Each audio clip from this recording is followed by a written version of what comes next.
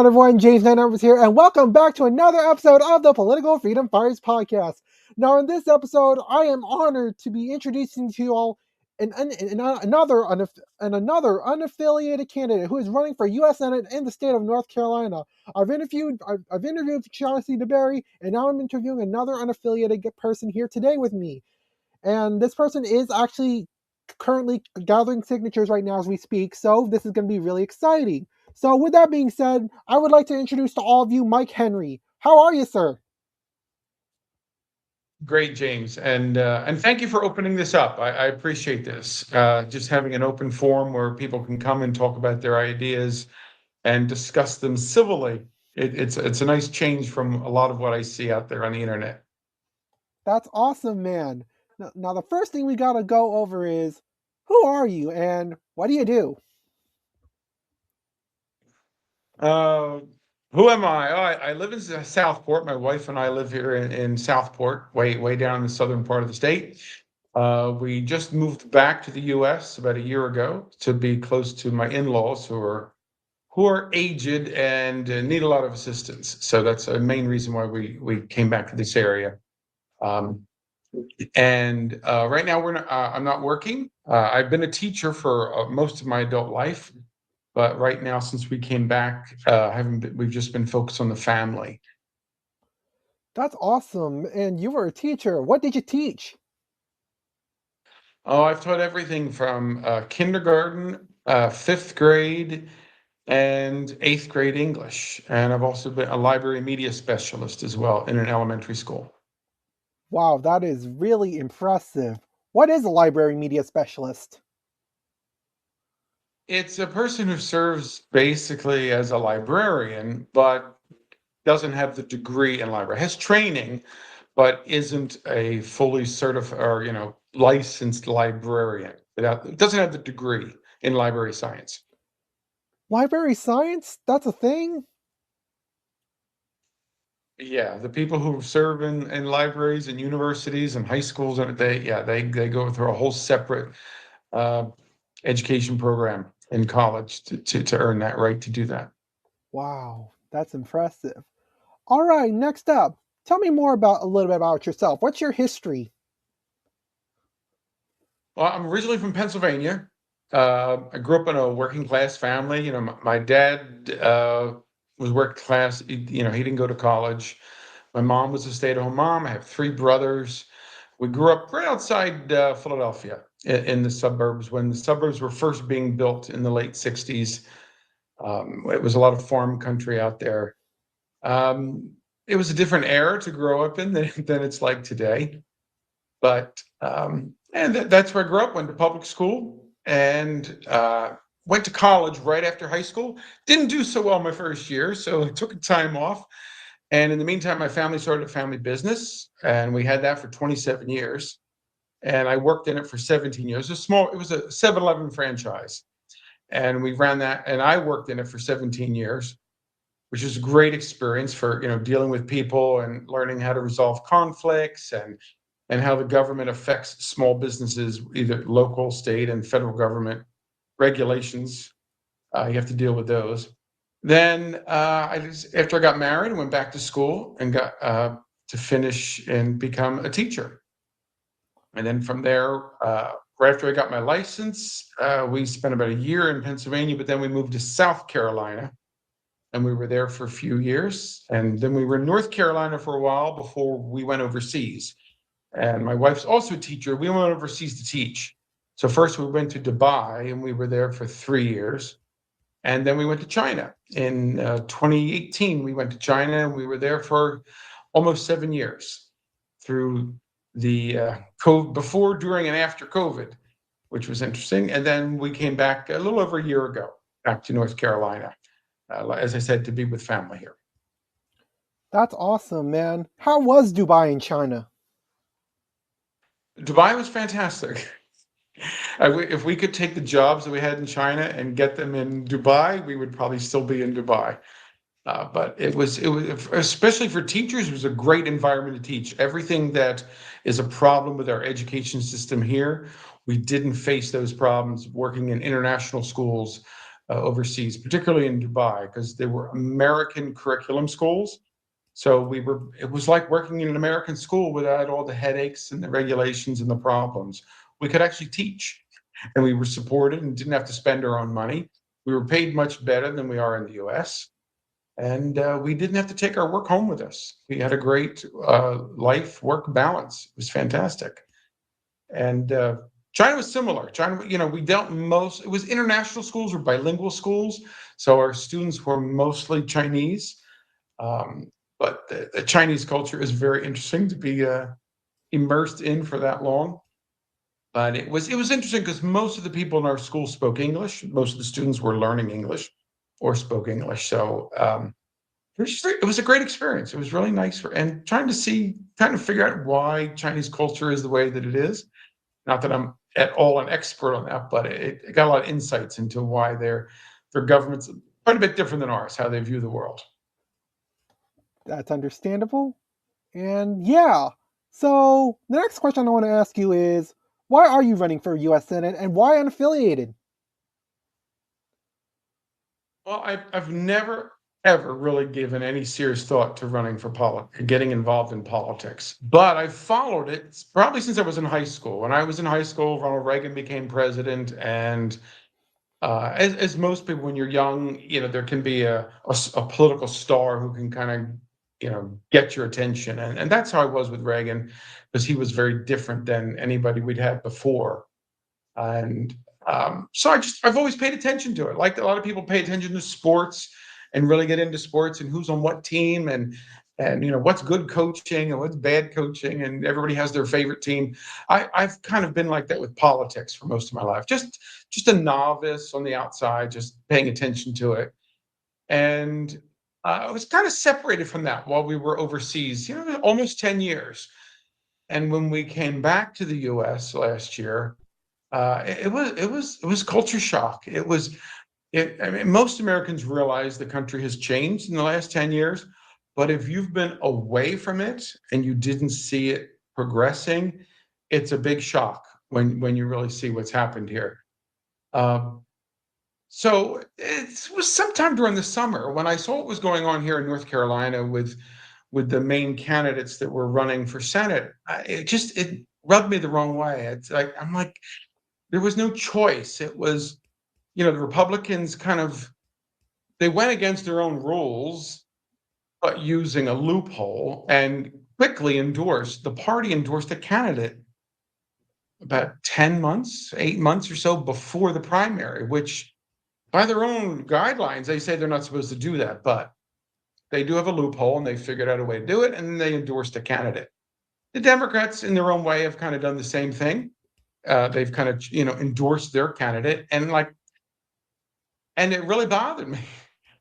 And the more I looked into it, particularly because most of my life I've been a registered Republican, I've been interested in the Republican Party.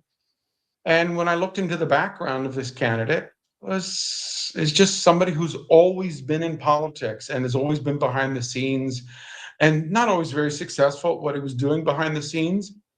And I just didn't like it.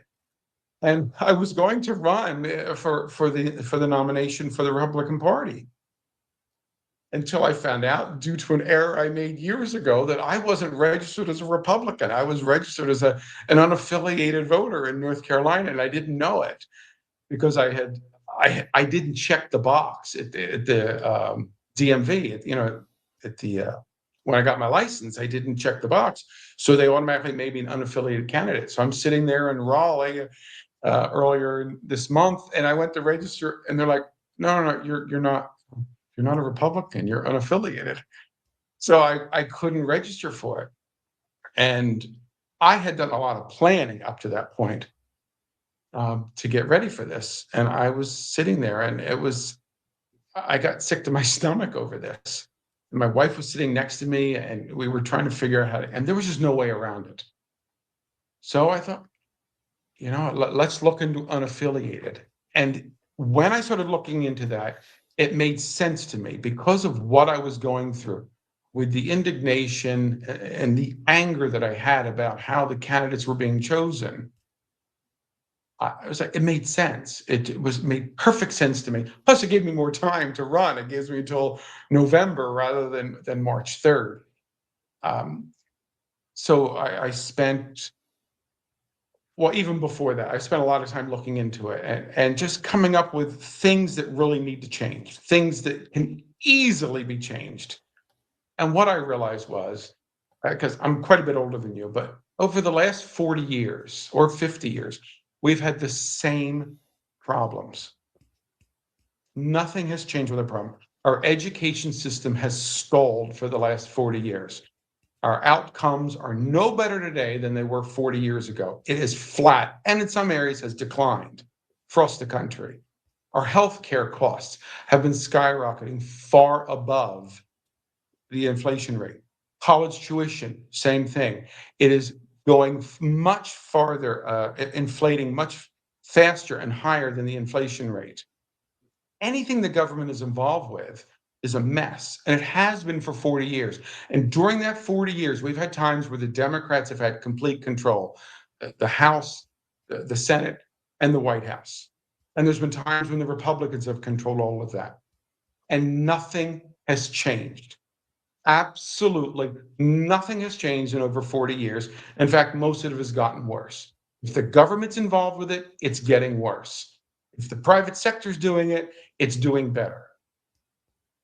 And this has got to change. We have got to do something where we break what's going on in Washington, because it didn't happen slowly and it didn't happen intentionally, but it's what we have now. It's a mess that is controlled by special interests, huge special interests, and groups that are just controlling what's going on in DC, particularly the groups that are pretending to be nonprofits, but are actually being funded by big pharma, big business, military contractors, and they're influencing everything that goes on in DC. And it doesn't matter what we do in the states, it doesn't matter who we elect, Republican or Democrat, we're getting the same garbage year after year. It's like Groundhog's Day. It's just the same thing over and over. And it doesn't matter who's in charge. It doesn't matter which party's in charge. And they're all to blame for the problems that we have. I agree, absolutely. So I guess the next question is I'm going to ask you your opinion on the Republicans and the Democrats. So I guess I'll first start off with the Republicans since they currently hold this seat. So what's your opinion on the Republican Party? It's interesting what I'm going to say with healthcare, because this is the time of year where a lot of us are trying to get our healthcare for next year, and we're seeing how much more we're going to pay. And they're screaming a lot about it. The Republicans they're blaming the Democrats because of the Affordable Care Act that was passed, 12 years or so ago, or 13, whenever it was, during the Obama administration. They're blaming the Democrats for that. Say, okay, let's do that. Let's all just for sake of argument, let's say, yeah, that's the fault of the Democrats. But let's go back a little bit before that and go back to 2003, I think it was 2004, when the Republicans controlled, it was George Bush, and the Republicans controlled the House and the Senate. And they decided to give us these new things in Medicare, the new Medicare prescription plan.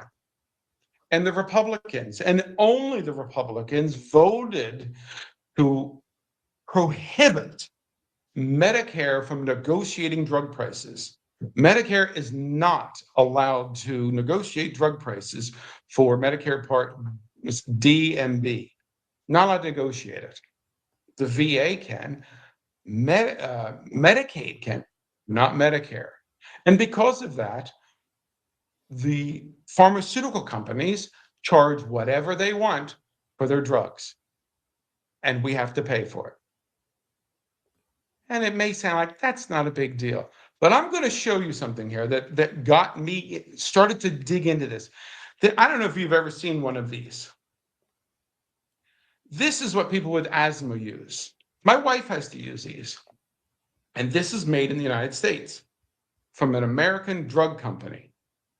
But I bought this one when we lived in Dubai. And in Dubai, you don't even need a prescription for it. You can buy it over the counter. And it's the same exact pharmaceutical brand that we sell in the United States. And this was about 10 years ago, 9 years ago. And I paid $11 for it over the counter. At that time in the United States, if you bought the same thing, if you didn't have insurance and you had to pay for it, it was $78. So it was 7 times more expensive overseas than it is in the United States. And at the time, I thought, oh, that's really weird. That's crazy. I don't know why that they would do that.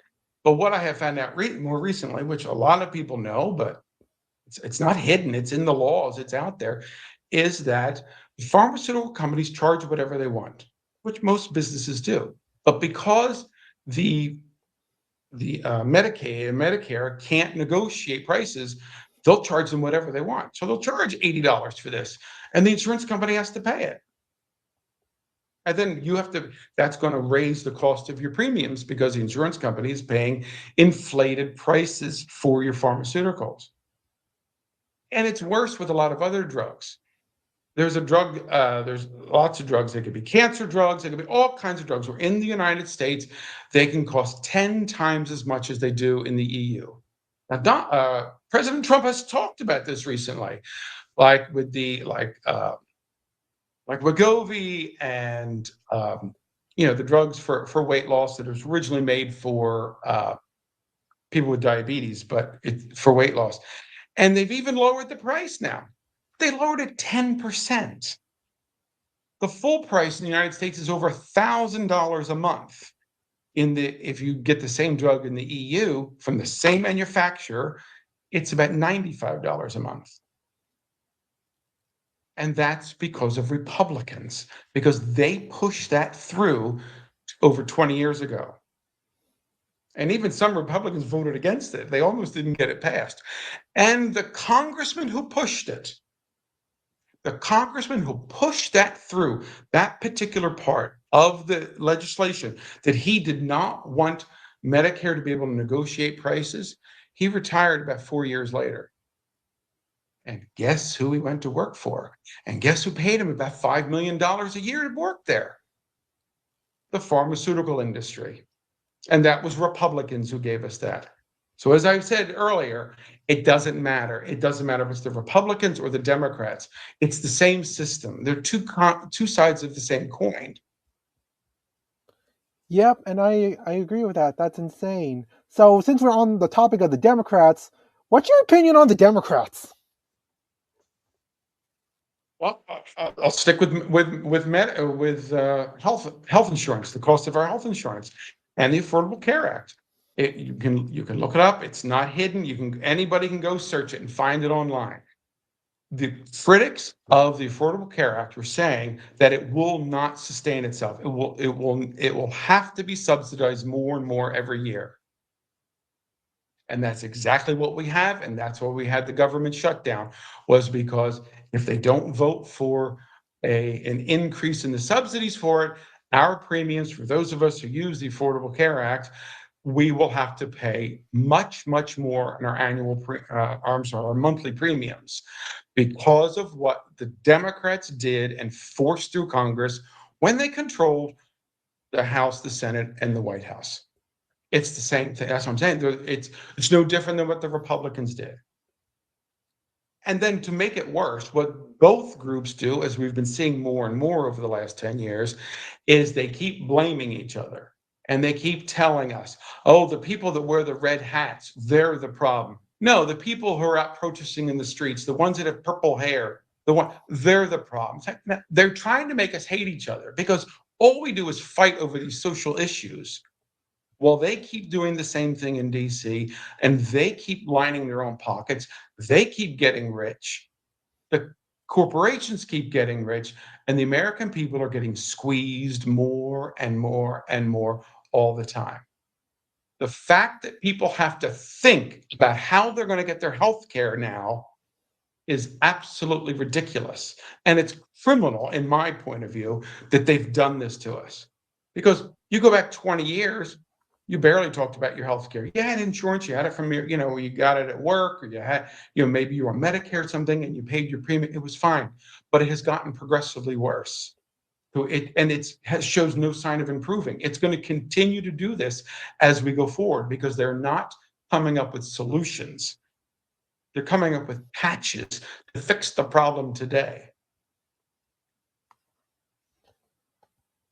Alrighty, let's go on to the next question. What's your strategy to get on the ballot? There is only one strategy right now, and that is to get at least 84,000 validated signatures. And it's a big job. And we've been working on it for about 4 weeks now. Not quite 4 weeks. And it's a lot. We have friends and people we've met around the state that are working on it, but we need a lot more people to help us if we're going to make it. Because the last thing I want to do is have to hire a service. And there are companies out there that will gladly take your money and they will get people out there to get signatures. But that's not, I don't want to have to rely on that, because it's not that I have anything against those companies, but I really want this to be as grassroots as possible. I want people out there helping because they want to see change, not because they think I'm a great guy or not because they think I'm the best choice in the world for this job, but because they want there to be an option in November. They don't want it to be this lesser of two evils again. Because when the old saying is, when you vote for a lesser of two evils, you're still getting something evil. And that's not what we need. That isn't, people in North Carolina and the US, we need choices. So my strategy is to get those signatures. And we've started, it's slow, and my wife and I spent the last trip for Christmas, or actually about a week and a half ago, we were on around the state. We went up to, we started up in Raleigh, and we were getting signatures up there. And then we met with some friends in the Wake Forest area, actually family members. And we went over with them, gave them petitions and stacks of petitions to sign. And they're working on it up there. Then we also went to, we were up in Asheboro, little town, Asheboro. We met some people there, went to church there, and didn't talk about politics at church, but we did get to meet some people there, got some signatures in that area, just a feel for what's going on in the state. And let's see, we also went to Apex, and we went to the Cary Christmas parade. I've heard about it for years, and I finally got to go to that. And it's, for such a little town, they put on a heck of a Christmas parade, and got a lot of signatures there, and met a lot of people there.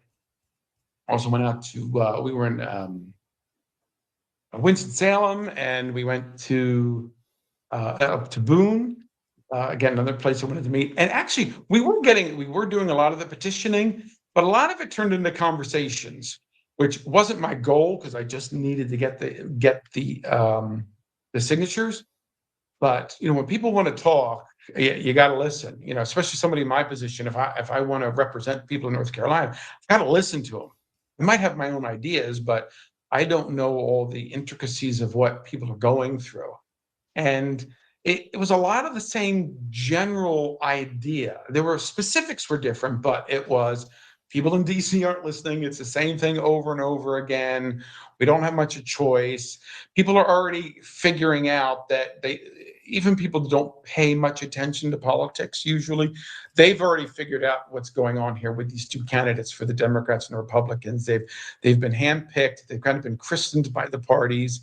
They're being pushed out in front of us, and it's like, who are they responsible to? They're not going to answer to us. They're going to answer to the people who get them into office, and that's the party machines that are getting. And I'm not talking about the local people in the parties that do a lot of the groundwork for them. I'm talking about the people who run the parties, particularly on the national level. That's who they owe their loyalty to, and that's who they'll be loyal. I don't blame them, because that's who's getting them elected. That's who's getting them into office. That's who's giving them these millions and millions and millions of dollars to run these campaigns. So anyway, that's what happened with getting these petitions. That kind of slowed down the process for a while, because when people start opening up, you've got to listen to them. And it was, some of it was sad. Actually met one hotel. We were staying in these budget hotels, to save money, and I met one woman who was actually living out of her car, but it was so cold there. I don't know if you know what part of the state you're in, but up in that area with Boone and Winston-Salem out there, it got pretty cold earlier in the month, and she just couldn't take it anymore. So she had to spend money and stay in a stay in the motel where we were. And it was not the stereotypical homeless person. This is a woman who had a great brain, great head on her shoulders, and she just had a really tough story. Um, so it was also a motivation to even try harder with this. So we're just looking for more people. If you go to my website, which is MikeHenryNC.com, you can see some more specifics that you won't see on the Democrat or Republican websites. They're very vague in what they're going to do, but you'll see exactly what I think and what I plan to do. And there's also a place if you want to sign up and let me know if you're interested in volunteering in any way, shape, or form. So I'm definitely looking for more people to help out with the petitioning. That's awesome, man. In fact, after this interview, would it be possible for you to stay for just a bit so that I can ask you some questions privately about whether or not you want to get into contact with some third parties so that I can get you integrated into a third party movement? Because I want third parties and independents to be integrated together in order to defeat this corrupt ass two-party system. I'm always willing to talk to anybody. That is awesome. Appreciate it. No problem. So anyway, speaking of your platform, let's go over your platform. In your campaign priority sections, Okay. it mentions 1, 2, 3, 4, 5 sections around here take, but you also do have a visions page separately. So let's go over your campaign priorities first. Economic security is foundational, especially for working families, retirees, and seniors living on fixed incomes. When people can plan, save, and live without constant financial anxiety, communities are stronger.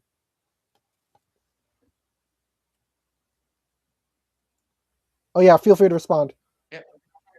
Oh yeah, sure. I mean, that's it's it's almost self-explanatory. It's the kind of thing you'll hear a lot of candidates say, like, "Oh, we want stronger families." But the specifics, how are you going to do that? How are you going to make families more secure?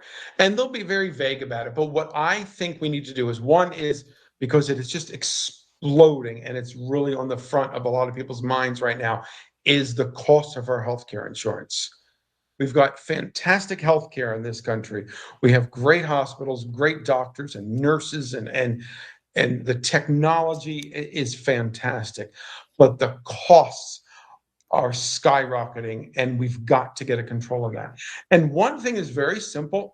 There's one law that it could be 2 sentences long or a sentence long. Congress could pass a law tomorrow that allows Medicare to negotiate pharmaceutical prices. Just do that. That would send such a shockwave into the pharmaceutical industry that it would make a big difference. Because that's why it's cheaper in other countries. Like when I was in Dubai, Dubai, the reason it's cheaper there is because they negotiate. The country as a whole negotiates their pharmaceutical prices. They say, this is how much we're willing to pay. And that's it. And the pharmaceutical company says, oh, okay, we'll sell it to you for that price. Of course they're going to do that because they know they're going to sock it to us. They're going to make us pay for it. And it's going to ripple down through the system. Get rid of that. The other thing they can do, it gets kind of technical, so I don't know if a lot of people are familiar with the pharmacy budget benefit managers, the PBMs. It's too technical to explain all of it now, but anybody can look them PBM with healthcare. These are the big organizations that decide what drugs we're going to get, which ones are going to have rebates. And because of their actions and what they do, it actually increases the cost of pharmaceuticals because they benefit from it. The higher the rebates are on it, the more money they make. They're like a middleman that we have absolutely no need for them. There is absolutely no need for the PBMs. Now, we can't get rid of them overnight. That would we would have drug shortages and it would be a disaster for us if we did that. But it can be phased out. In 3 to 5 years, all of the PBMs can get phased out. Now, opponents in the government, oh, you can't do that because of that and that. No, it can be done. It can be easily phased out. There are people that are smart enough who know how to do this stuff. We phase that out and we let the people and also insurance companies, they typically do not negotiate prices. because these PBMs help set the prices. They don't directly set the prices, but they influence it. And the insurance companies, they don't negotiate the drug prices either, because they pass it on to us. They pass it on to the premiums or pass it on to the employer systems. They don't care. They keep making their money. You ever hear of an insurance company going out of business? Doesn't happen very often. So if we just did that with healthcare insurance, those two things allow government agencies to negotiate. The VA does it. The VA is free to negotiate their prices, and they do, and they pay much less than Medicare. The government's, their defense is, they say, well, if we don't let the pharmaceuticals charge what they want, that interferes with free enterprise. That interferes with, they won't be able to, research and find new drugs. Why is that? It would only happen to pharmaceuticals. Our tech industry does just fine. Nobody regulates. No one prevents them from negotiating. Our tech companies, they seem to find out how to innovate and come up with new ways of doing things and doing them cheaper. Why can't we let the pharmaceutical industry do that? Practically no other industry in America operates like the pharmaceutical industry. It would be collusion. It would be monopoly. Everything the liberals hate, everything the Democrats fight about, monopolies, inclusion, that's what our pharmaceutical companies are doing. And they're doing it legally because Congress gave them that power to do it. But no one else can do it. Anybody else would be arrested. The Department of Justice would shut them down. So we need to do that, because if we don't do it now, it's only going to get worse and worse and worse. So we need to do that. Let's get rid of that. Let's get rid of not being able to negotiate, and let's get rid of those PBMs. That's one way. One thing we can do. Another thing we can do is with college education. The price of college education is skyrocketed, and anybody can look it up. You can go to your AI, go to your ChatGPT, whatever, say, give me a graph of the cost of college education over the last 20 years and put it on the same graph as the inflation rate. It's double and triple the inflation rate. And that's because the government is involved in it. It's subsidizing it. It gives student loans, it gives grants, it gives things to universities. And so what do universities do? Well, they raise the price of their tuition because they know the government's going to increase the loans. They know they're going to increase the government support. So why not charge more for your tuition? If the government's going to help back it up, why not charge more? Because that's one of the things that's crushing the middle class. And those of us, it took me a long time to pay off my college loans, and I didn't pay anywhere near what you have to pay these days. So that's what, not only is it hurting middle-class families that have to foot this bill now, but it's also hurting young families that are just out of college because they're still paying off their college loans. These inflated loans that they had to take out just to get through 4 years of college. And then if they've gone on to graduate school, they've got even more debt. So when they're spending that money paying off debt to college loans, they don't have that money to pay for a mortgage. They don't have that money to pay for the things that they want in their home. They don't have that money to pay for their health care. That's another thing we can do. And we also have to get a hold on our debt. We could do a whole podcast. We could do a whole interview just on what's happening with our debt and what could happen with it and what the Chinese could do with our debt to cripple this country in a matter of months if they wanted to. If we don't get a hold of this debt. Because a child that's born today, if anybody, a baby that was born this year, when they retire, when they're 65 years old, they will still be paying off the debt we have right now, even if we stopped increasing the debt today. And that money that goes into the debt is money that comes out of our economy, comes out of people's pockets. And a lot of it gets sent overseas because we're paying off that debt to foreign investors and to big companies that invest in our debt. And we're just paying that money to them. So those are three big things to me, is with the healthcare, college education, and with the debt. All right. I actually do appreciate the detail. That's pretty awesome. Next up is, that requires accountable government transparent, disciplined, and focused on results. Taxpayers deserve leadership that respects their work, safeguards long term stability, and earns trust through competence rather than slogans.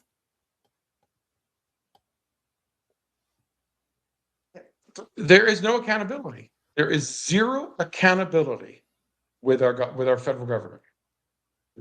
They can do, and they do just about anything they want. They can mess it up, and nothing happens. Like I've been talking about most healthcare. Where's the accountability to the people that did this to us with with the prescription plans, to the people who did this with the Affordable Care Act? Just that one issue. Where's the accountability for this?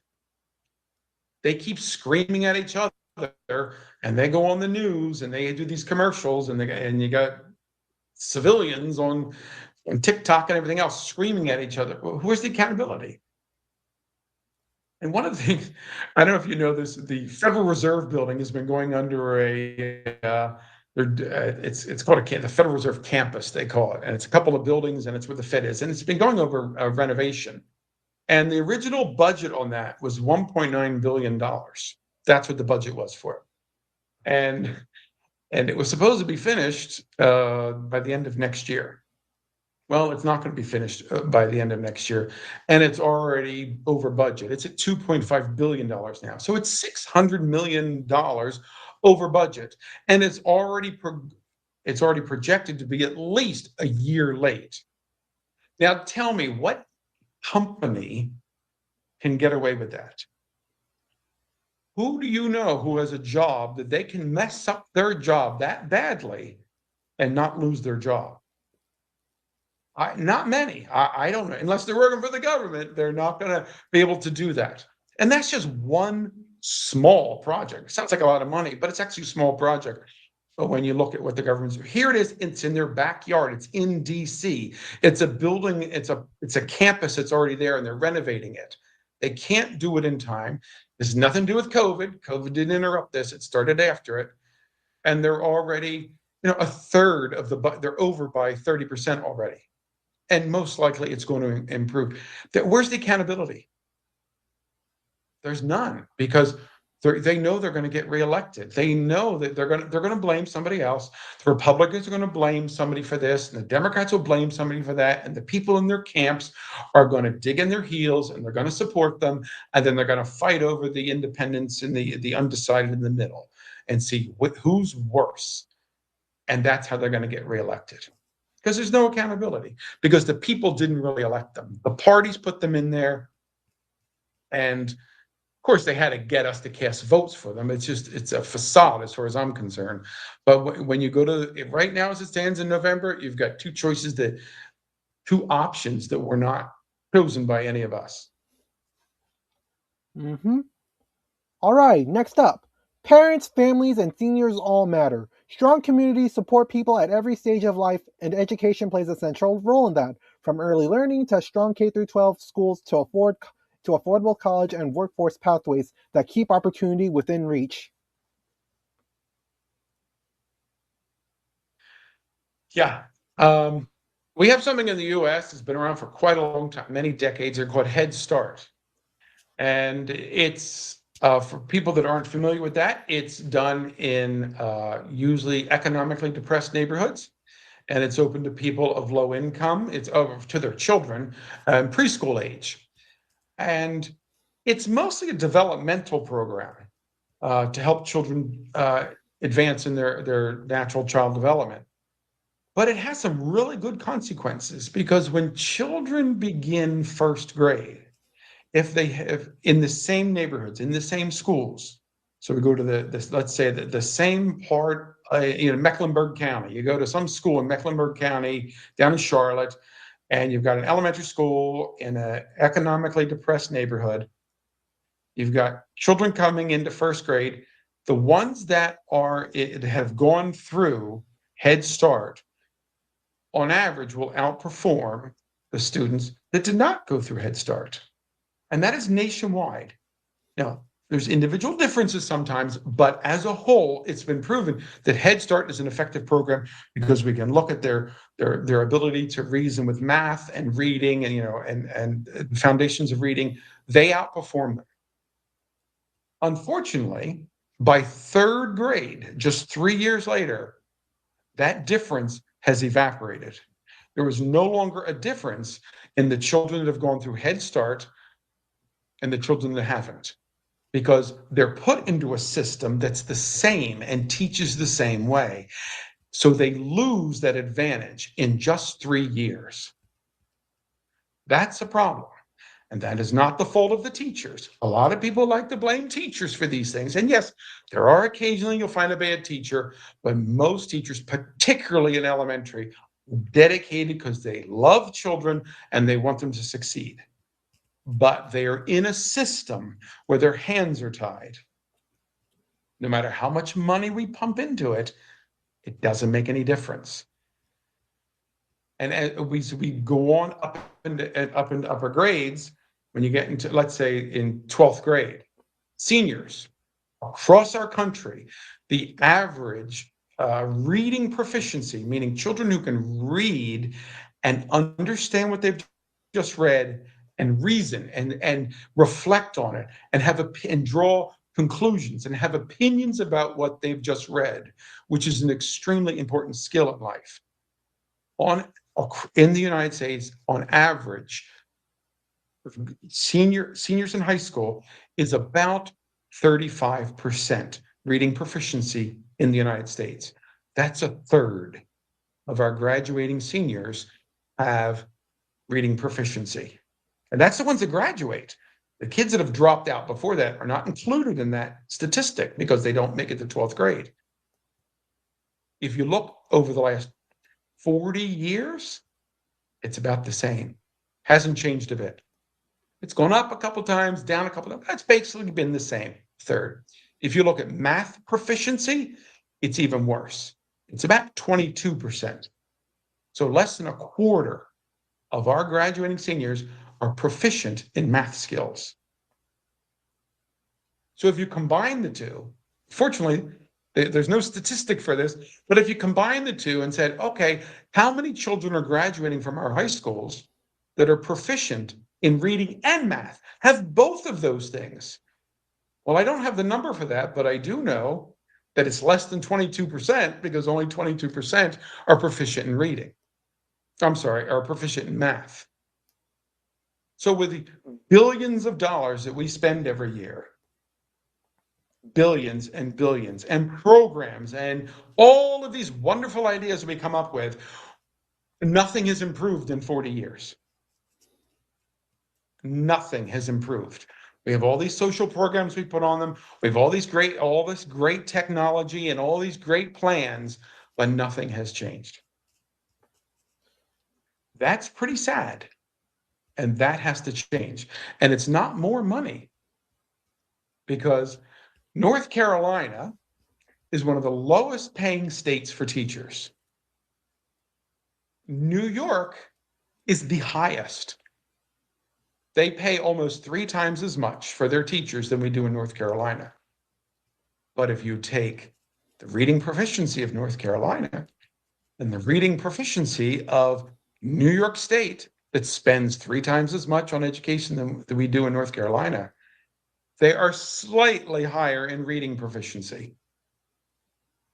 And New York is lower in math proficiency than North Carolina.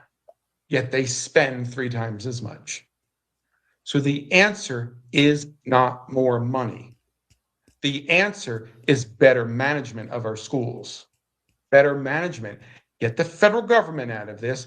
Get the states out of it. Let the counties decide how they want to educate their children. And let them do it their way that serves the children. Because right now what happens is you can complain and they'll just say, oh, Raleigh said we had to do it this way.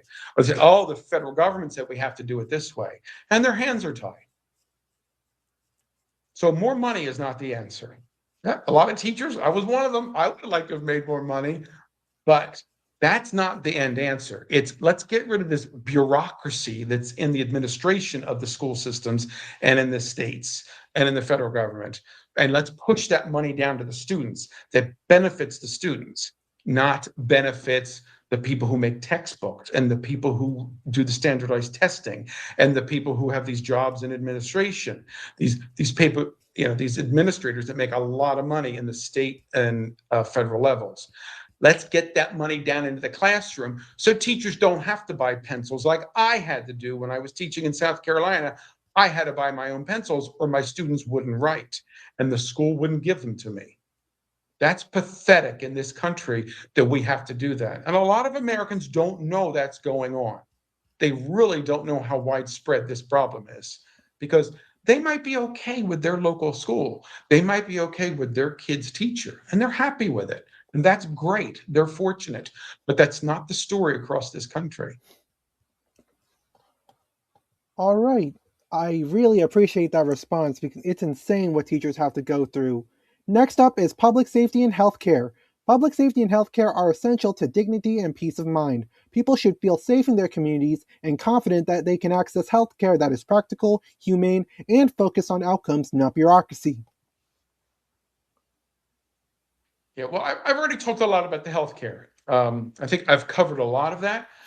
And again, a lot of it is choice. It's like being able to choose an insurance plan that's going to cover you, and being like, if anybody's been looking at some of the healthcare options, if you get in the Affordable Care Act, the bronze and the silver and like all these, none of them make sense to me. I mean, I have to take them and put them into AI and say, can you put this into common language for me? I'm not the smartest guy in the world, but I went to college, got a college degree, I can write, and I've taken graduate courses. But there are a lot of Americans who haven't and may not. And if they've gone through the public school system, they may not be proficient in reading. So they can. So that's at least 2/3 of our country. They may not understand what these different programs are. And if I pay more for this, does it help me in the long run? I couldn't even figure it out. And I've had to use AI. So we need to simplify things as we streamline it, as we get the big pharma control out of this and the big insurance company controls out of this. Let's make it simpler so people can understand it. So this doesn't become this life and death decision we have to make every year. And are we going to be okay in July if I make the wrong decision now? What if I get sick later, or if I don't, maybe I got the wrong plan? That causes stress, and some people may not know what that's like. That when and for a lot of us, we do know what that's like. I've been through that kind of situation before, and that is not security. When you don't know if your health insurance is going to cover you or if it's going to bankrupt you if you get sick, that is not security. When you're worried about that, when you fall and get hurt, or you don't know why, you get a test result back that's not the best, that's going to create a lot of stress, and that's not security when you have to worry about that. The problem in and of itself is hard enough.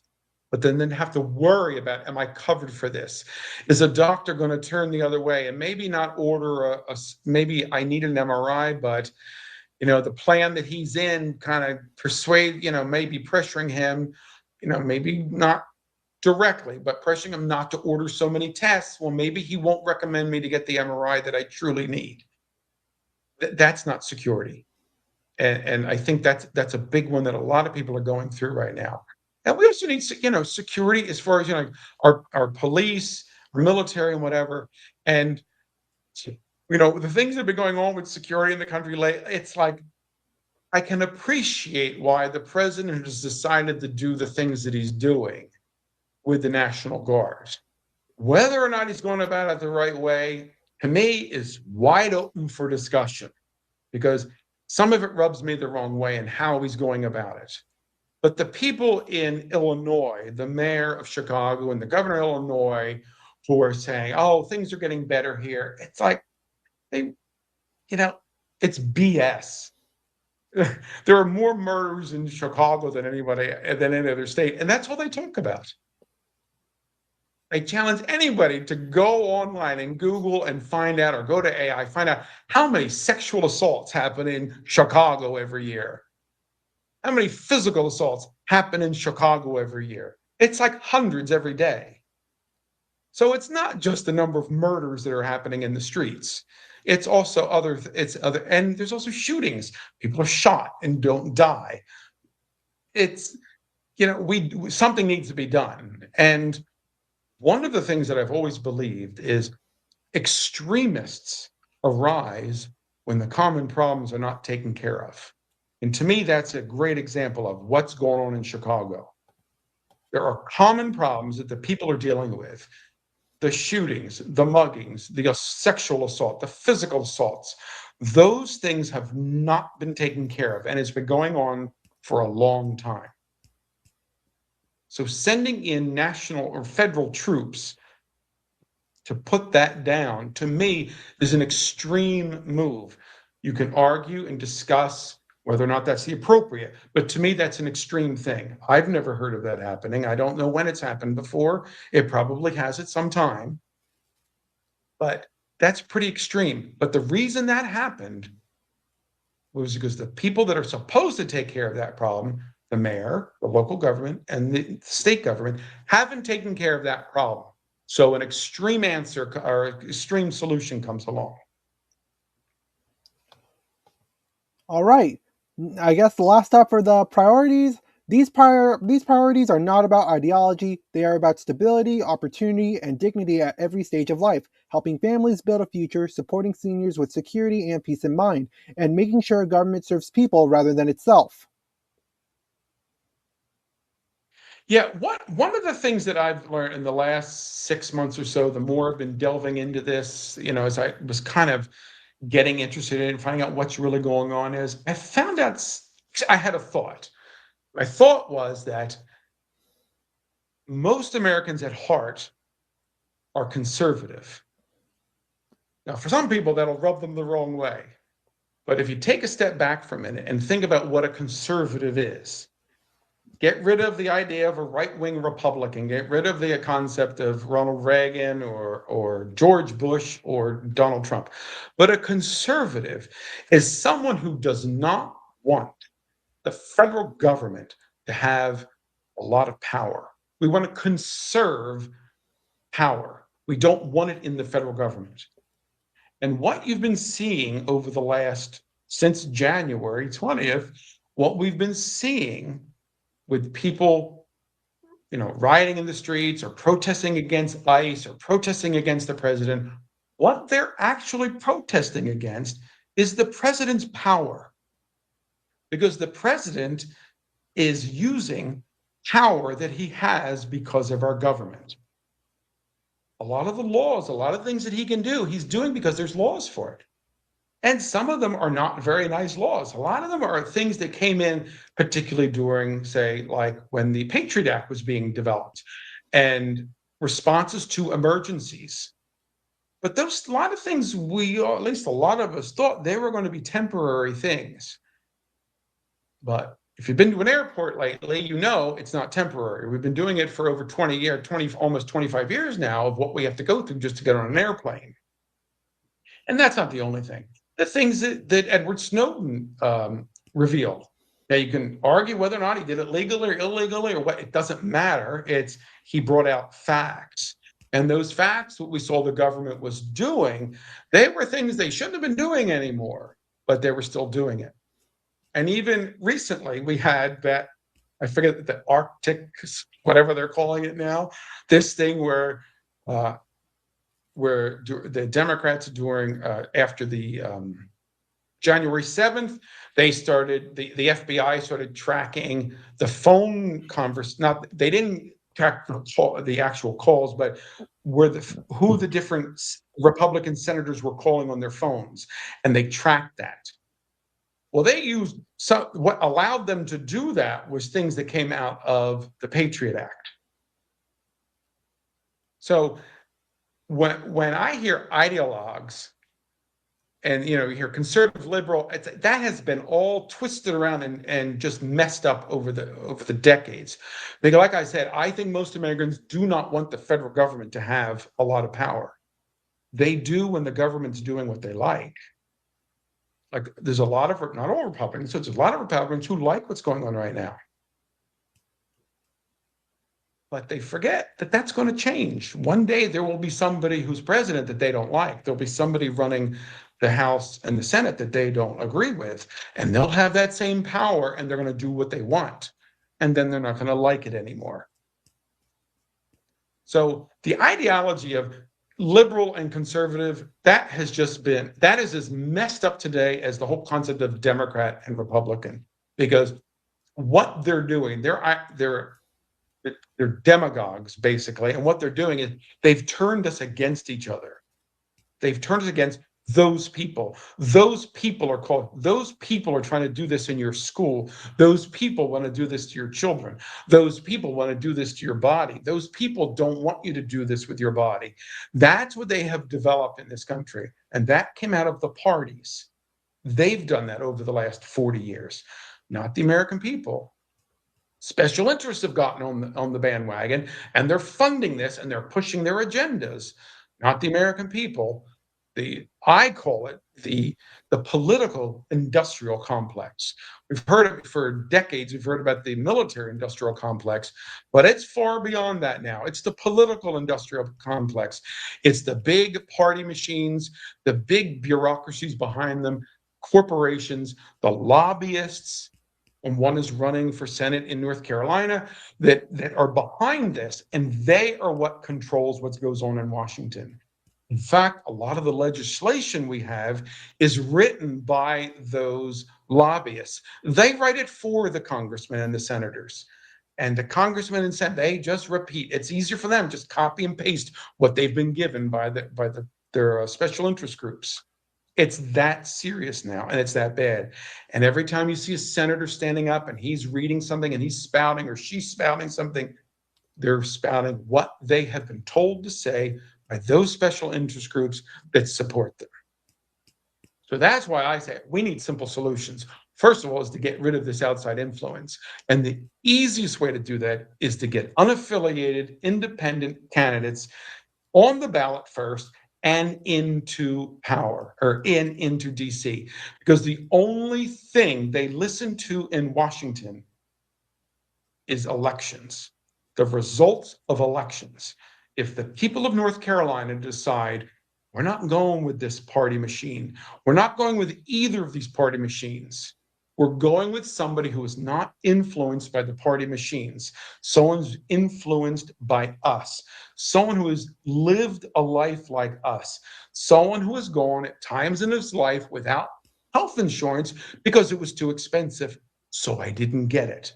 I decided to risk it when I was younger.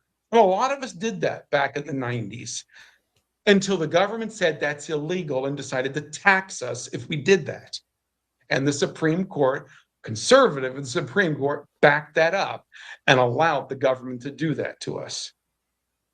So that's why we need to say no to the parties. It's one of the things I have on my website is this is we the people, not we the party. And that's why we need independent and non-affiliated candidates, first of all, on the ballot, and then get them elected. Absolutely. So we've already gone through basically all of your visions, so that's awesome. So with that being said, how's the campaign doing?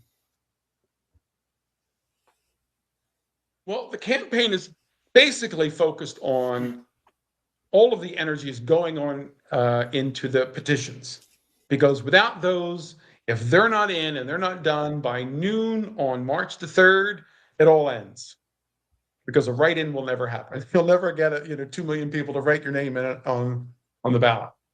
So that's where all of the energy is going right now. Now, in addition, when I'm at home at night and whatever, I'm doing more research. I'm doing more policy investigations, trying to figure out why things work the way they do, like I've been sharing with healthcare plans, and kind of putting those into just for my use, so I understand them better, so I can speak on them with a little more authority. And like this is the first time I've done an interview. This is the first time I've had to kind of pull in all these ideas that I've had and explain them to somebody. So this was actually good exercise for me. But that's what I spend a lot of my time doing, tweaking those things, and finding out And there are a few people around the state that I've met that I'm in contact with. Just ask them, what do you think about this? What do you think about healthcare? How much are you paying for your healthcare now? What do you think about the school? How's your school doing? And what's the budget? And looking into budgets at some of these schools, and that's another one. The debt of some of these schools in North Carolina is ridiculous. So, but anyway, that's where a lot of the energy is going right now. Not spending, we're not getting signs or bumper stickers or anything like that. That's going to be for the spring when that kind of stuff starts happening. So right now it's getting the petitions, finding people who want to help with that, even if they only have an hour to do it, just one time, or they have lots of time to do it, or they have time they have winter break from college and they want to do it. That would be great. But that's where it all is right now, because that's what has to be done before March the 3rd. All right, that's pretty good to hear. Next question is, I noticed that you have a YouTube channel. Do you have any plans on uploading videos to that channel? I just started that. I just got into that the other day. I just set it up. And yes, I actually have, it's part of what I was just talking about when I said I've been writing things down. I've actually have little, like, either 30 seconds or 3-minute little speeches I want to give and make videos of those.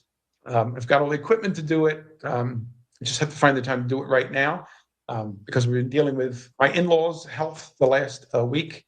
But I want to get those on and get them out there, so because more people will see that, and if they do like them, then they can share them and spread them around as well. So, but to answer your question, yes, I absolutely. That's why I set that channel up. The same with I have an Instagram and an X account, but those are new. I only have a couple things on there. There's nothing, and a Facebook account as well, all under Mike Henry NC, for all of those. But there's not a lot on them right now. But there will be. I'll be uploading stuff as I get it. That's awesome, man. Now, last question. Is there anything else you want to talk about? Well, one thing, you probably already know this, but just one of the things that also needs to change, particularly in North Carolina, that I didn't really know about until this year, is how difficult it is for unaffiliated candidates to get on the ballot here. Like I said, if I wanted to run as if I was a registered Republican and I wanted to run as a Republican or Democrat, all I have to do is pay the fee, which is kind of like about $1,200, to get. That's all you have to do.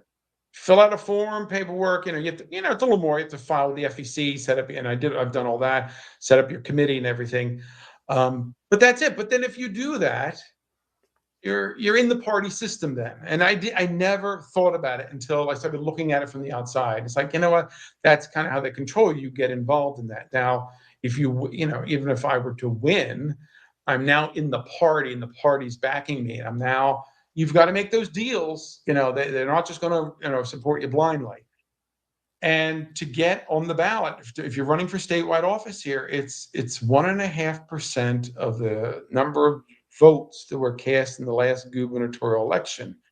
Well, as most of us know, the gubernatorial elections here in North Carolina always happen the same year as the presidential election. So there's a lot of people who vote. So that's why it's this year. I don't know the exact. It's like 64,500 validated votes. So all the research I've done says I need at least 100,000, because about 10 to 15% are just going to get wiped out, that they're invalid signatures, and they have to be arranged by county, and the people have to have the right address and all that. It's very challenging to get on the ballot,